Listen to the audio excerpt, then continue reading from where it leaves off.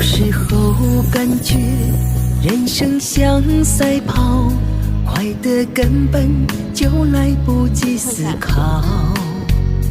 要么为名利，要么为钞票，反正每一样我们都想要。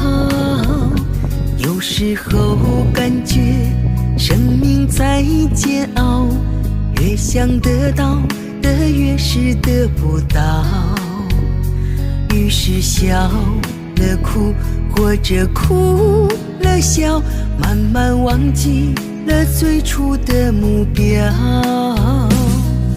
世界很大，幸福很小，一辈子平平安安就好。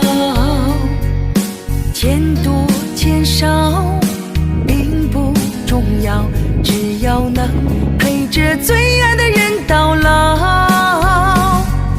世界很大，幸福很小，一家人和和睦睦就好。